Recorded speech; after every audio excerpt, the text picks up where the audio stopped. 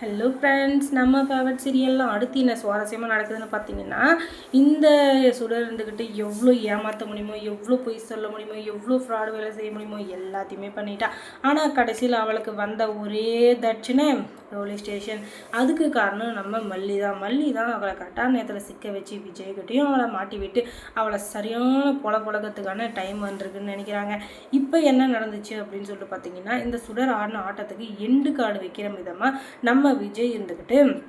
கரெக்டாக அவளை பார்த்து, ஏண்டி உனக்கு எவ்வளோ தைரியம் தான் இப்படி ஒரு வேலையை பார்த்துருப்ப, நீ யார் என்னன்றது எல்லாமே எனக்கு தெரிஞ்சிருச்சு, இதுக்கு மேலேயும் நீ எங்களை ஏமாற்றணும், நான் தான் ரேணுகா அப்படின்னு சொல்லிட்டு மறுபடியும் ஒரு ட்ராமா பண்ணிவிட்டு எங்களை ஏமாற்றணும்னு நினச்சேன், உன்னை இதே இடத்துல கொன்று புதைச்சிருவேன், ஒழுங்குமுறையே இந்த இடத்த விட்டு ஓடிடு, உன்னை இனிமேல் என் வாழ்க்கையில் நான் பார்க்கவே கூடாது அப்படின்னு சொல்ல. என்ன விஜய் பேசிகிட்டு இருக்கீங்க, நான் தான் உங்களுடைய ரேணுகா, மறந்துட்டீங்களா, என்னை எதுக்காக மறந்தீங்க, நான் என்ன பண்ண உங்களுக்கு, நான் உண்டு என் வேலை உண்டுன்னு இருந்தாலும் ஏன் எல்லாரும் என்னை சீண்டிக்கிட்டே அந்த மல்லி என்னடா நான் என்னை பார்த்தாலே பிடிக்கலங்கிறா, நீங்கள் என்னன்னா கட்டின புருஷன், நீங்களும் என்ன பிடிக்கல இருக்கீங்க, அப்போ நான் எங்கே தான் போவேன் சொல்லுங்கள் அப்படின்னதும், நீ ஏன் பொண்டாட்டியா, என் பொண்டாட்டி செத்து 5 வருஷம் ஆகுது, என் குழந்தைய நல்லபடியாக அவளுடைய 2வது அம்மாவாக இருந்தாலும் மல்லி பெத்த தாய்க்கு தாயா ஒரு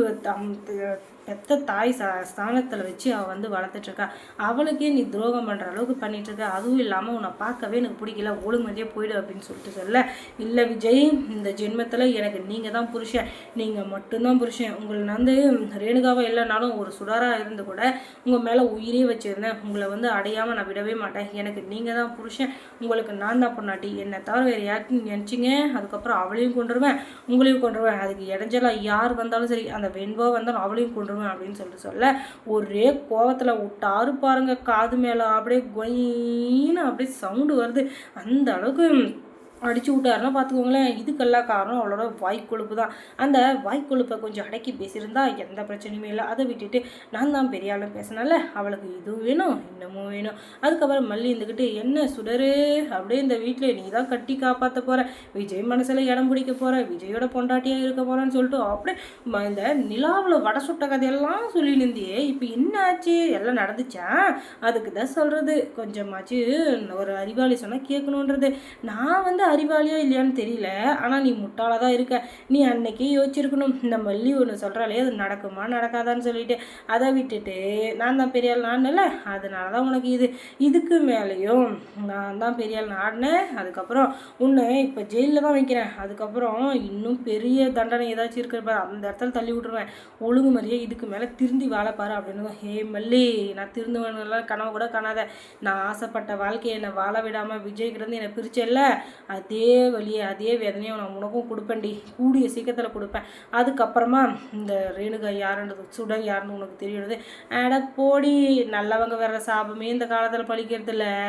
இதில் உன்ன மாதிரி ஒரு கேக் மாதிரி விடுற சாபம் நான் பழிச்சிருவா போது, அதுவும் இல்லாமல் நீ ஆடின ஆட்டத்துக்கு நீ பண்ண வேலைக்கெல்லாம் இப்போது ஜெயிலில் உனக்கு களி நல்லா கொடுப்பாங்க, அதை சாப்பிட்டு நல்லா நிம்மதியாக தூங்கு அப்படின்னு தான் நினச்சிருக்கிறேன், அங்கே போனால் தான் தெரிய போது உன்னை எப்படி டின் கட்ட போகிறாங்கன்னு, உனக்கு வேலை தெரிஞ்சாலும் சரி தெரியலனா சரி, நீ படித்தாலும் சரி படிக்கலைனாலும் சரி, நீ எவ்வளோ பெரிய ஆளானா இருந்திருப்போ, ஆனால் ஒரு இதை மட்டும் ஞாபகம் வச்சுக்கோ, ஜெயிலில் எல்லாருமே சமந்தான், அந்த இடத்துல நீ போய் நான் தான் பெரிய நானே உன்னை தலையில் தட்டி முள்ள உட்கார அதுக்கு நீ ரெடியாக போயிட்டு இல்லைன்னு வச்சுக்கேன், இந்த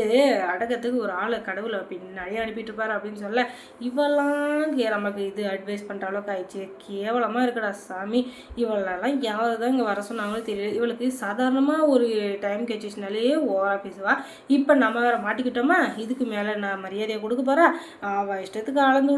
விட்டோம், என்ன பண்ணுறது, அதெல்லாம் காதல் கேட்கணும் தலையெழுத்து அப்படின்னு சொல்லிட்டு அந்த ஜெயிலுக்கு போயிடுறதே மேலே இவகிட்ட அட்வைஸை கேட்கறதுக்குன்னு சொல்லிட்டு அவளும் அவங்க அமைதியாக போலீஸ்காரன் கூட கிளம்பிடுறா. அதுக்கப்புறம் மல்லி சீரியலில் என்ன சுவாரஸ்யமாக நடந்திருக்கும் நீங்கள் தெரிஞ்சுக்கணுன்னா நம்ம சேனலை சப்ஸ்கிரைப் பண்ணுங்கள், அதோட பக்கத்தில் இருக்க அந்த பெல் ஐக்கானையும் கொஞ்சம் கிளிக் பண்ணி விடுங்க, தொடர்ந்து அந்த சேனலுக்கு சப்போர்ட் கொடுங்க. தேங்க்ஸ் ஃபார் வாட்சிங்.